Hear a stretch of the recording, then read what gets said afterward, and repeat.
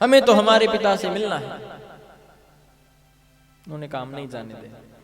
तो कहा हम तुम्हें श्राप देते हैं, तुम हमें मिलने नहीं जाने देते, जाओ असुर बन जाओ। वो तो अपना काम कर रहे थे, उनकी बला कहां गलती। श्राप दिया। भगवान बाहर आए, कहा आपने बहुत बड़ी गलती की, क्रोध किया, सारा का सारा तप नष्ट हो गया। क्योंकि क्रोध मुख्यतः मोह के कारण जन्म लेता है, या क्रोध से व्यक्ति सम्मोह में आ जाता है। क्रोधात् भवति सम्मोह, सम्मोहा स्मृति विभ्रम, स्मृति की नाश हो जाती है। फिर गीता जी का श्लोक है।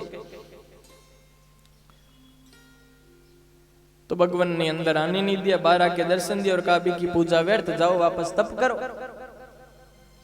तो जय विजय ने कहा भगवान हमारा तो दोष दूर करो। तो कहा जाओ तुम 3 योनि में केवल असुर बनोगे, और तीनों में उद्धार करने भगवान आएंगे। हिरण्याक्ष, हिरण्यकश्यप, रावण, कुंभकर्ण, शिशुपाल और दंतवक्र। ठीक है, यही जय विजय हिरण्याक्ष और हिरण्यकश्यप दिति के गर्भ से जन्म लेके आए, कश्यप मुनि के पुत्र बनकर। वर्णन आता है कि 100 वर्ष तक गर्भ में रही है, तो लंबे चौड़े हष्ट पुष्ट पहुंचे। नारद जी ने कहा नारायण नारायण। का ये नारायण नारायण जानते हो? हिरण्याक्ष कह रहा है, या कुछ लड़ाई और भी जानते हो? नारद जी ने कहा नारायण नारायण, हम बीना बजाना जानते, लड़ाई और हमारे बस की बात नहीं। का फिर जीवन व्यर्थ। कहा हाँ, एक स्थान बता दें या एक व्यक्ति बता दें जिससे जाकर लड़ाई कर लो, तुम हम जो कह रहे हो हाथ में खुजली आ रही है सो मिट जाएगी। कहा बताओ? का जल के अंदर ही है, नीचे है, वो आ रहा है पृथ्वी के ऊपर लेकर, वो तुम्हारे बराबर का है, जाओ एक बार, खुजली जरूर मिटेगी। अच्छा हाँ, अभी जाते हैं। हिरण्याक्ष चला, नीचे जाकर के 12 भगवान से छेड़खानी करने लगा, उन्हें परेशान करने लगा। दोनों में युद्ध छिड़ा। भगवान को समय व्यतीत करना था, थोड़ा व्यतीत किया। जैसे ही समय आया कि खिचका कर जोर से मारी हिरण्याक्ष के मुंह पर, और नस जाकर के गिरी कहीं दूर पर, और हिरण्याक्ष का उद्धार कर दिया। बोलिए वाराह भगवान की जय। हिरण्याक्ष का हो गया उद्धार। अब हिरण्यकश्यप ने विष्णु से द्वेष पा लिया कि बिना किसी कारण के मेरे भाई को मार दिया। और देखिए एक बात और है कि जहां भगवान के नाम का विरोध होवे ना, परिवार का सदस्य करे, त्याजत तो उसको त्याग देना चाहिए। ये मैं नहीं कह रहा, हमारे ग्रंथों में आया है, पुराणों में आया है। प्रहलाद पिता को त्याग दिया, पिता नारायण का नाम नहीं लेने देता था, हिरण्यकश्यप को त्याग दिया। भरत भाई से दूर किया, भगवान से दूर किया, माता को त्याग दिया, मन में त्याग का भाव आ गया। विभीषण भाई भगवान के खिलाफ था, भाई को त्याग दिया मन से। रावण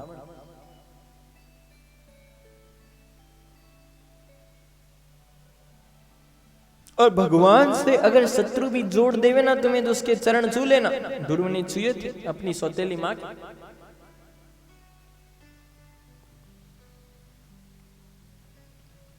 पर भक्ति होनी जरूरी है। प्रेम से कहिए ना एक बार, जय श्री कृष्णा। सुखदेव जी वर्णन करते हुए बतलाते हैं, परीक्षित को सूत जी वर्णन करते हुए बतलाते हैं 88,000 ऋषिगणों को, और विदुर जी को वर्णन करते हुए बतला रहे हैं मैत्रेयी मुनि। हिरण्याक्ष का उद्धार किया भगवान वाराह, और सृष्टि को पुनः ला करके उसके स्थान पर बचाया। हमारी पृथ्वी किस पर काया है? शेषनाग। पृथ्वी का भार शेषनाग ने अपने ऊपर लेकर रखा, और वह स्वयं शिव के गले में एक रूप में, या भगवान उसके ऊपर शयन करते हैं एक रूप में। तत्पश्चात वर्णन करते हुए मुनिवर बतलाते हैं कि भगवान की अगर भक्ति की जाए तो भगवान अपने आप पहुंचते हैं, चाहे किसी रूप में पहुंचे। उसके मोह का नाश करने के लिए, उसके अहंकार का नाश करने के लिए, अभिमान का नाश करने के लिए किसी न किसी रूप में भगवान ने पहुंचते। ऐसे एक संत मुनि थे जिनका नाम था मुनि कर्दम। तपस्या की, नेत्र खुले देखे संसार मौज करने में लगा है, सब आनंद में लगे हैं। तो कहा हम भी आनंद करेंगे, हमारा भी विवाह होना चाहिए। वृद्ध महात्मा, आपको बताया ना कर्दम की उत्पत्ति ब्रह्मा जी के छाया स्वरूप हुई। इंद्रियादि दमनम एव कर्दनम, जिसने अपनी इंद्रियों का दमन अपने अंदर कर लिया है संयम रूप में, वो कर्दन है। इंद्रियों को जीता जीत चुका या दमन कर लिया। पर यहां बात नहीं चली, कहा हम विवाह करेंगे, उसके लिए भी तपस्या की। भगवान ने कहा देखो बुढ़ाऊ महाराज को, जिस उम्र में इनको ऊपर जाना है उस उम्र में ये विवाह करने की बात कर रहे और तप कर रहे हैं। लोग जिस चक्र से छूटना चाहते हैं, पुनरपि जननम पुनरपि मरणम पुनरपि जठरी जननी शयनम, उनको वापस वही चाहिए। भगवान आए, का प्रणाम भगवान, का खुश रहो, हम तुम्हारी तपस्या से बड़े प्रसन्न हैं। मां का भगवान आपके दर्शन हो गए और भला क्या चाहिए। भगवान ने कहा मन मन भावे मुंड हिलावे। अच्छा आपकी इच्छा तो पता नहीं, हमने सोचा सोई, हम तो आपके लिए ना एक जगह आपका विवाह तय करके आ गए। कर्दम ने कहा हमारी क्या इच्छा विवाह की। फिर कहा भगवान को तो सब पता है, इनसे भला क्या छुपा। तो चरणों में गिर पड़े, कहा भगवान बहुत बड़ी गलती कर दी। लोग जिस जीवन चक्र काल में दुख दुविधा से बाहर आना चाहते हैं, उसमें जाने के लिए, अर्थात जीवन में ये उम्र मेरी गृहस्थी की नहीं, इसलिए मेरे लिए ये दुख है। मेरे लिए तो भजन की उम्र है, फिर मैंने गृहस्थी की सोचा, विचार किया, गलत किया भगवान, मैंने क्षमा कीजिए।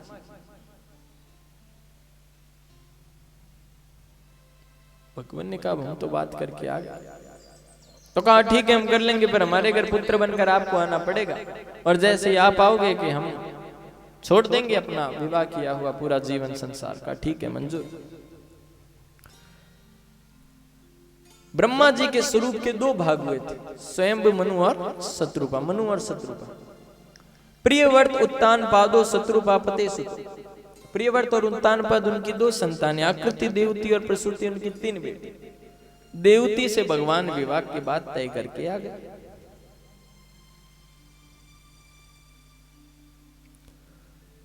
तो कहा भगवान आपने देख ली तो ठीक है, हम तो क्यों जाएं देखें। उस समय विवाह के लिए जब बच्चे बात करते, माता पिता बात करते, बच्चों को शर्म लगती, और आज का समय हो तो आगे आकर बैठ जा, हमारी जैसी सोच का वैसा चाहिए।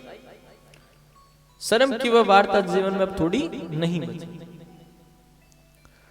तो कहा अच्छा, तो उनको भी यह शर्त रख दी कि भगवान हमारे घर में जैसे ही संतान होगी कि हम ये पुत्र बनकर हमारी संतान आएगी कि हम गृहस्थ जीवन छोड़ देंगे। उन्होंने कहा ठीक है। देहूति को अपने साथ लेकर मुनिवर कश्यप कर्दम पधारे। अब उसने कुटिया देखी, ये इसमें ऊपर इतने सारे घोंसले, ये किसके हैं। कहा देवी यहाँ चिड़ी कबूतर तोता सब रहते हैं, अपना घर समझते हैं इसको। अच्छा, नीचे देखा तो सहस्त्रों बिल। का ये का सांप बिच्छू केकड़े चूहे ये सब इसी को अपना घर मानते हैं, तो यहीं रहते हैं। तो कहा आप कहाँ रहते हैं। कहा वो सामने 1.5 फुट का आसन है ना बस। देहूति ने सोचा कि मुझे कितना संयमी कितना त्यागी पति मिला, मैं खुश हूं। तो कहा देवी तुम यहाँ थोड़ा, अब तुम्हारा घर है, जैसा तुम्हें रखना है रखो, हम थोड़ी तब तक तपस्या करते हैं। तो उसने कुटिया से बाहर देखा तो शेर गाय और हिरण एक साथ जल पीवे, ये हो ही नहीं सकते, बनती नहीं आपस में इनकी। पर तपस्या के प्रभाव से हिंसक जीवों की भी बुद्धि अहिंसा की, शेर की। तो वह अपनी तपस्या में बैठ गए। पूजा पाठ वंदना के लिए बैठे थे, पर वो वंदना तपस्या बन गई। कई वर्ष की समाधि लग गई। आज आंख खुली तो देखा एक बूढ़ी सी औरत है। कहा देवी इधर आओ, तुम कौन हो। कहा जी आप भूल गए, आज से इतने वर्ष पूर्व, 40 वर्ष पूर्व लगभग मेरे पिताजी आए थे, आपसे विवाह तय किया था। देवती, हाँ देवी, तुम अपने पिता के घर नहीं गए? इतने समय हमें तपस्या में हमें तप लग गए, पता नहीं, हमें पता नहीं चला, और हम तो भगवान से जुड़ गए। तो तुम खाती क्या? कहती कभी मैं फल तोड़कर खाती, कभी पत्ते, कभी भूखी रहती। तो कहा तुम अपने पिता के घर चली जाती। कहा भाई बिना पति से आज्ञा लिए, और पति मेरी पूजा में तन्मय हुए मैं बिना पूछे कैसे जाऊं उनसे, और यहां पर आपकी सेवा करना ही तो मेरा पति व्रता धर्म था। तो मुनिवर ने अपने नेत्रों द्वारा कहा देवी तुम वाकई में संयम्य हो, पूर्ण रूप से पतिव्रता हो। अब हम इसका तुम्हें एक उपहार देते हैं, नेत्र बंद कर। देहूति ने नेत्र बंद किए, हाथ पकड़ा और कहा आंखें खोलो। जैसे आंखें खोली तो सामने एक सरोवर, सरोवर का नाम था बिंदु सरोवर। दोनों एक साथ गए, उसमें डुबकी लगाई। सो मुनिवर वापस 21 के बन गए और देवती मानो 16-18 की हो गई। कई समय तक दोनों ने साथ में विहार किया। भगवान पुत्र बनकर तो आने से दूर रहे। पहले दिव्यमयी भगवती स्वरूपा 9 कन्याओं ने जन्म ले लिया, जिन्हीं 9 कन्याओं को हम नौदा भक्ति कहते हैं। कला, अनसुईया, अरुंधति इन्हीं की बेटियां हैं। अनसुईया जो अत्रि मुनि से ब्याही गई, या अरुंधति जो वशिष्ठ, ये सब इन्हीं की पुत्रियां हैं। यार यही 9 पुत्रियों को हम नौदा भक्ति, श्रवण, कीर्तन, स्मरण, पाद सेवन, अर्चन, वंद, दास्य, सांख्य, आत्म निवेदन के रूप में जानते हैं।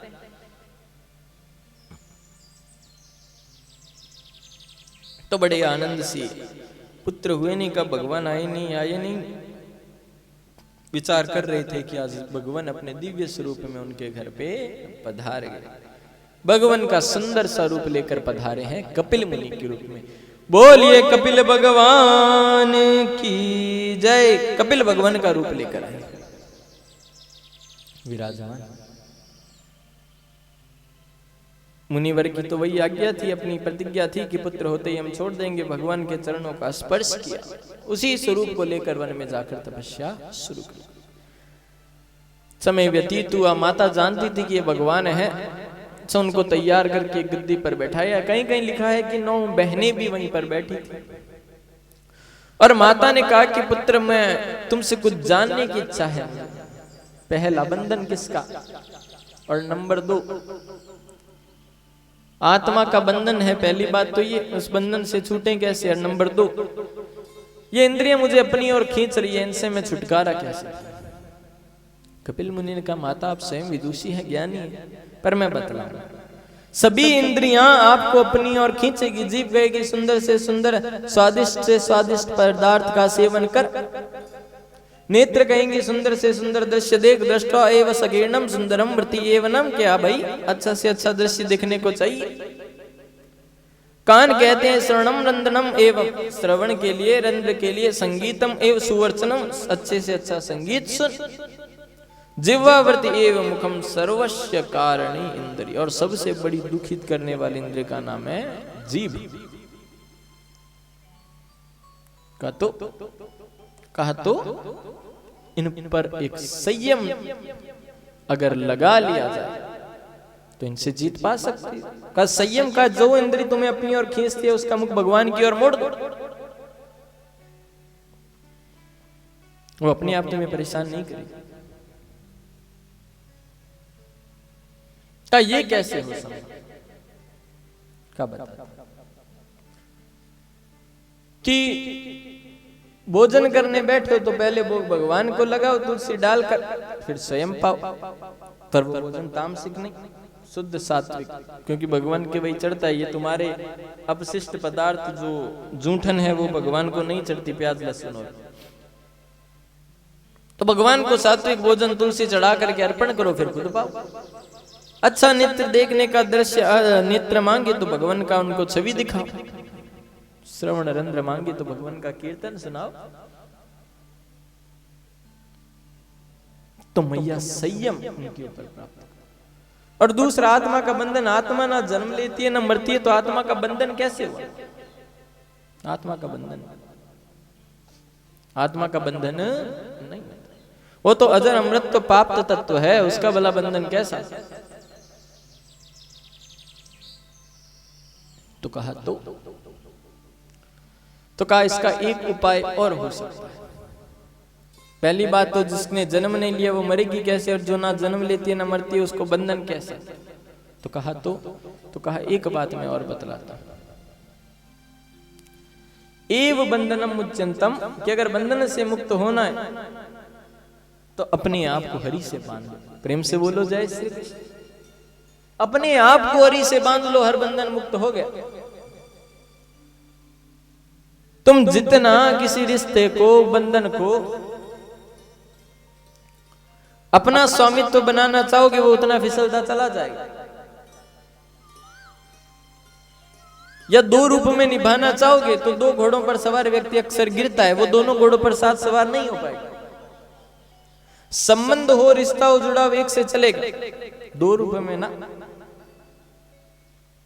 तब तो वो टिकेगा, अन्यथा ज्यादा नहीं टिकेगा।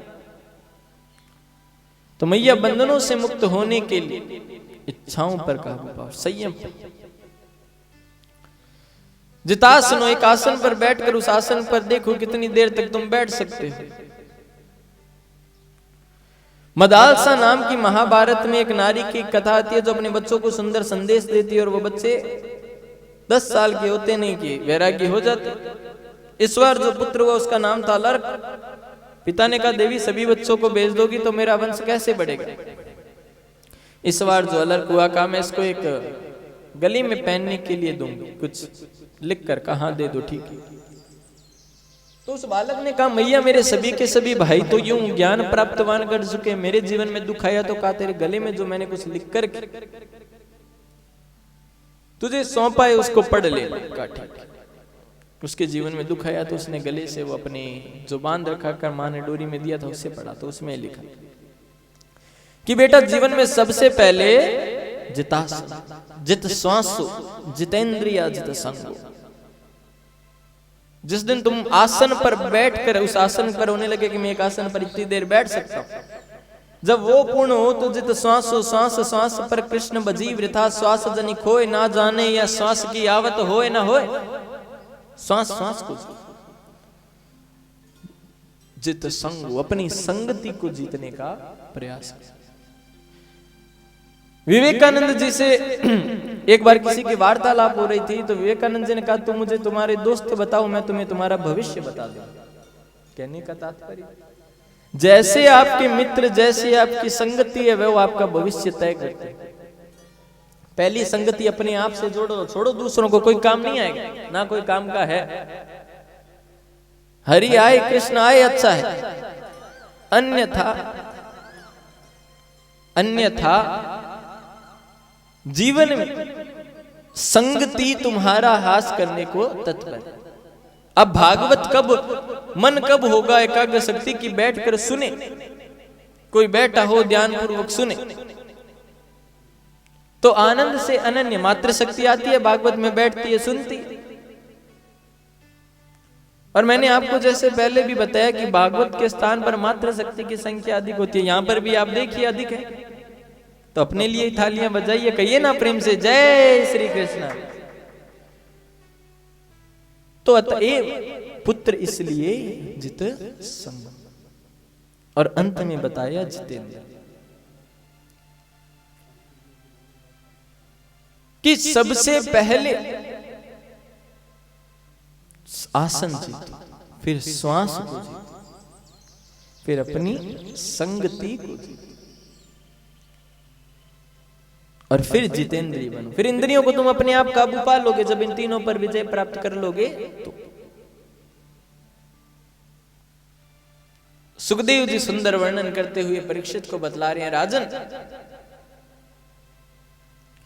और विदुर जी को मैत्रेय मुनि बतला रहे हैं। ठीक वैसे ही 88,000 ऋषिगणों को सूत जी बतला रहे हैं। और यही बात बतला रहे हैं कपिल मुनि अपनी माता को, कि माता जीवन में अष्टांग योग की सबसे अधिक भूमिका होती है। सांख्य दर्शन की शुरुआत है यम नियम प्राणायाम प्रत्याहार ध्यान धारणा आसन समाधि। यम नियम जानेंगे तो इनके मुख्य तत्व तो जो 5 और 4 भाग में विभक्त करते हुए में बतलाते हैं। अहिंसा परम धर्मो। पहले तो जीवन में अहिंसा को, लड़ाई की आवश्यकता नहीं। धर्म हिंसा तथेच। हिंसा की बात कब कही गई? जब तुम्हारी धर्म के लिए, तुम्हारे धर्म के खिलाफ कोई खड़ा हो, तुम्हारे धर्म को दबाने का प्रयास किया जाए, धर्म हिंसा तथेच, तो तुम हिंसा का सहारा लो। धर्म नहीं मिटना चाहिए। संस्कृति सनातनम एवं धर्म, इनकी जब बात आए ना, गो अर्थात जीवन में जब गाय की बात आए, जीवन में जब गीता की बात आए, जब जीवन में हिंदू धर्म सनातन धर्म संस्कृति की बात आए, तो धर्म हिंसा तथेच, तो पीछे मत हटो।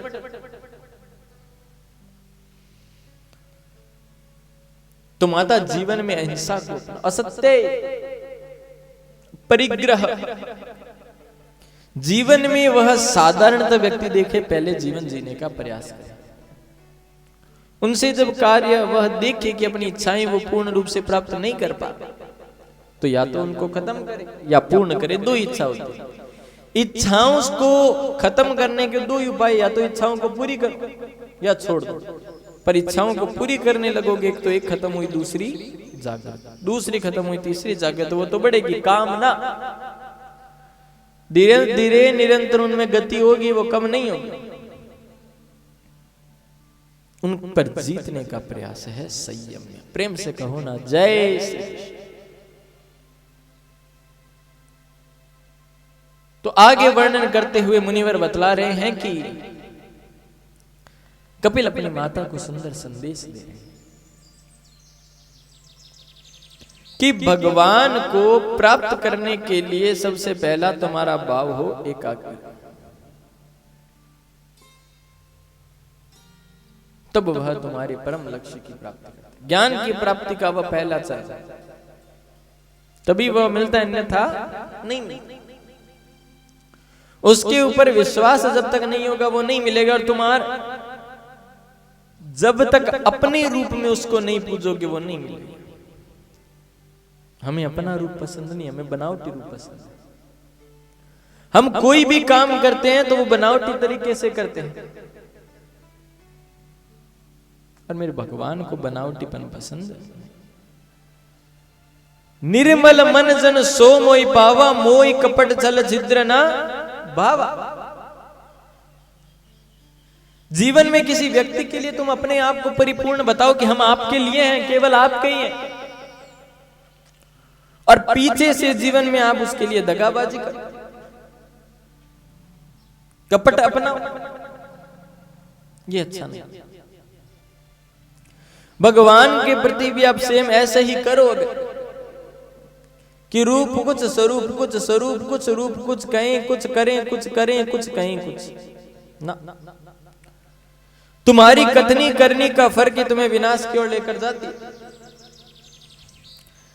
कि हम संसार को प्रमुदित करने के लिए तो बतलाएं कि हम भोले हैं, हमारा रूप भोला है, हमें भोला मानो, पर अंदर से हम सातिर हो, अंदर से हम चतुर हो। भगवान को यह बनावटीपन पसंद नहीं। मोही कपट छल छिद्र ना भाव। तुम्हारा जो अपना रूप है, तुम तेज हो, तुम गुस्से वाले हो, तुम्हारी जो है उसे स्वीकार करो, है सो है, पर बनावटी मत। गुस्सा जीवन में 2 प्रकार से होता है। एक तो होता है व्यक्ति को कभी कभार आता है, और एक होता है जिसको जीवन ही गुस्सा है। एक झाड़ू किसी स्थान पर रोज पड़ा रहता है, किसी को दिक्कत नहीं, अरे वो गुस्से वाला वहां पहुंच गया, कहेगा ये झाड़ू रखने का स्थान है, उठाओ, जबकि रोज वो वहीं पड़ा है। पर नहीं, उसने गुस्से को अपनी आदत बना ली, तो वो उसको वो वहां पड़ी चीज भी अब गुस्सा आप दिलाएगी।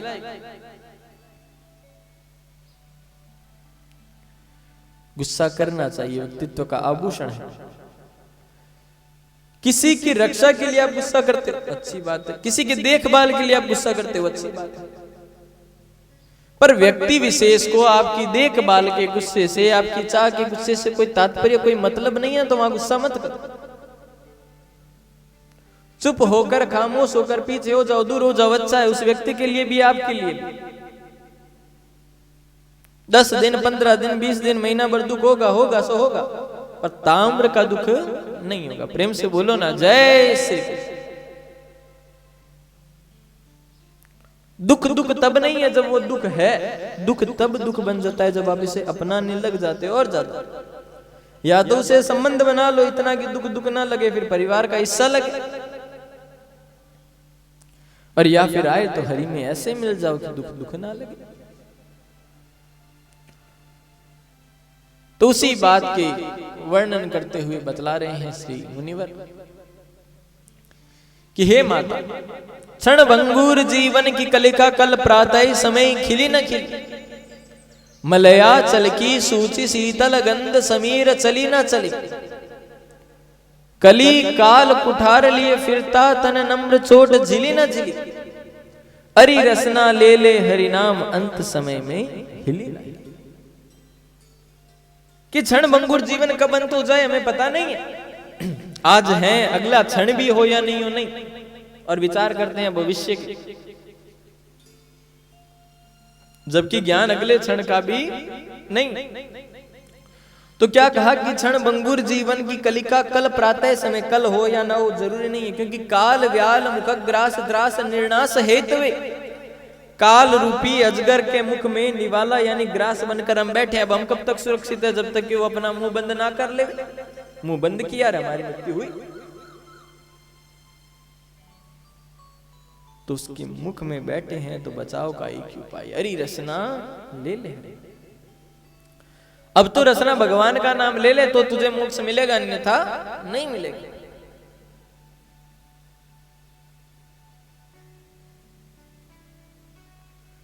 हमारा संस्कृति हमें यही सिखाती है। सभी सुख सर्वे भवन्तु सुखिनः सर्वे सन्तु निरामया सर्वे भद्राणि पश्यन्तु।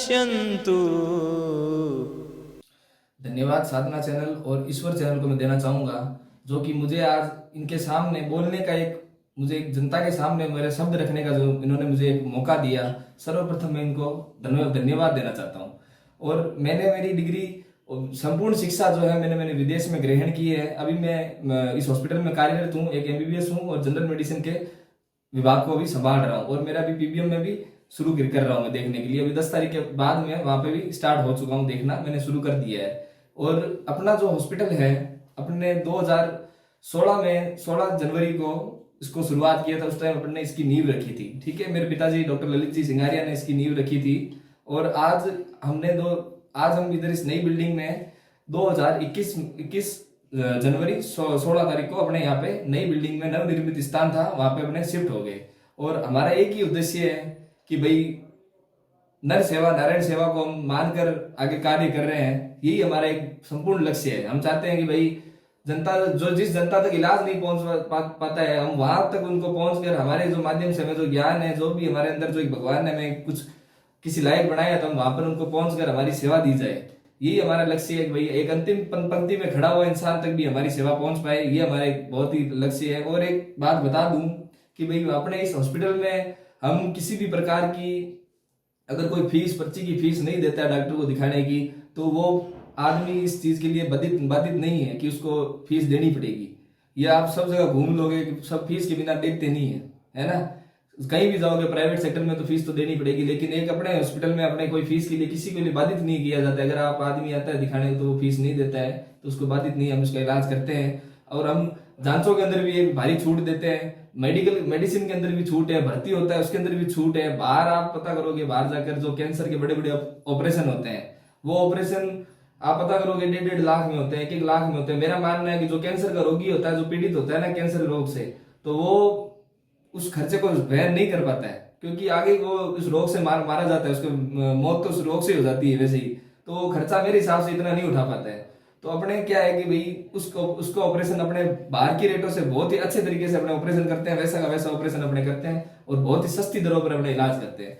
और जो ये कीमो लगाने का जो इलाज है, बाहर जो कीमो लगाते हैं अपने उस अस्पताल में कीमो सबसे सस्ती कीमो अपने अस्पताल में लगती है।